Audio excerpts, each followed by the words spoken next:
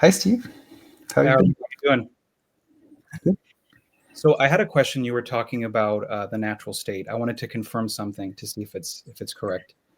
I always like the example of a small child, like a 1-year-old. I think you said, it's safe to say that they're still kind of in the natural state, right? Yeah. Yes. And what came to mind is that there is no inner world yet, and Yes. therefore they are pointed. Every like you said, you can only experience the five senses, so that is the natural state, right? Yes. And the other thing that I was going to ask is, which is kind of like a fun question, is do you think that once a child starts to the ego starts to form at the very beginning, do you think that the four levels of dreaming go backwards? And so, like, first they're, oh, you just kind of froze up. First they're in the natural state, and then they start going backwards all the way to, I don't know, when you're 15 or 18 years old, and then you are completely a slave of society. So it's like first you're in the natural state. I just imagine, I'm like, that would be interesting to even think about, because then the child is natural, and then they're almost natural at the fourth level, and then that's kind of Yes. crazy. Yes. And that's why in the spiritual transformation it feels like you're going back to childhood. Oh, Actually, that's why it feels like you're becoming it feels like you're becoming a child again. Actually, it feels right. like you're losing your sense of age, kind of the social sense of age. So how like a person with your age needs to behave, and so the interesting thing is that even like the brushes with divinity, when people in the deep state of dreaming, when they're experiencing God, they're actually experiencing themselves. You see, Oh, yeah. because of course, yes, because it is their own mind, their own brain has created the character. You see, it's just that when it becomes so, when the distance between the creator, which is you, and the creation, which is the ego, becomes so large, and the fear and other resentments and other suppression is so extreme, that the feeling of unity with yourself can only be described as the divine mergence with God, as the mergence with the divine. But the truth is, from the perspective of enlightenment, it's just merging with yourself. It's just coming back to you. You see. Yeah. So that's why the stories of divinity, the stories, the hero's journey, the stories of Jesus, the sayings such as "You will meet your creator, you will meet your maker." That's why they resonate with so many people. Your creator is literally you. Your maker is literally you.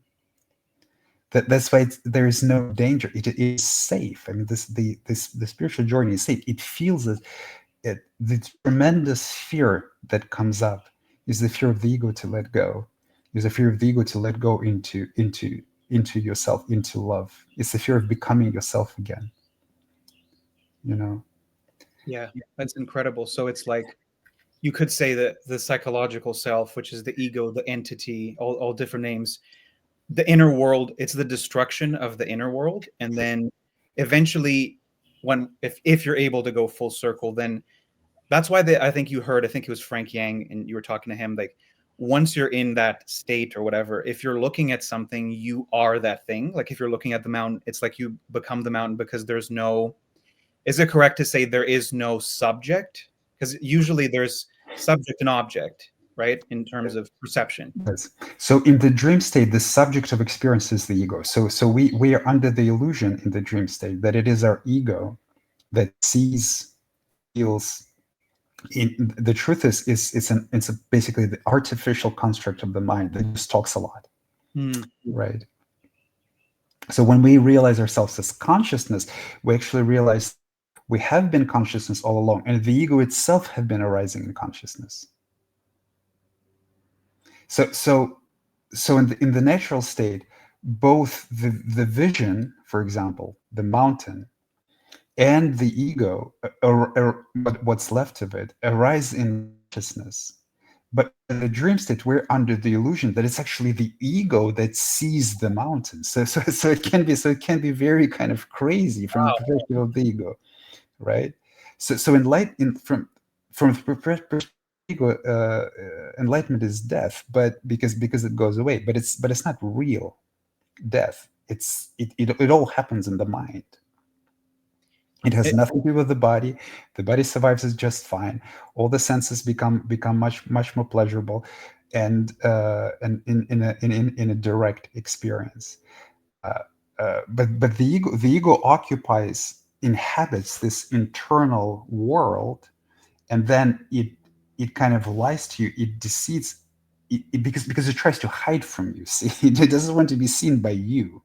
So it lies to you. It actually pretends to be the one that controls the body. It pretends to be the one that experiences all of those things, and in a continuous, incessant monologue, which pulls all of your attention, right? So it's this elaborate illusion. So, and then the enlightenment is the destruction of both the ego and the inner world it inhabits, because they are the reflection of each other.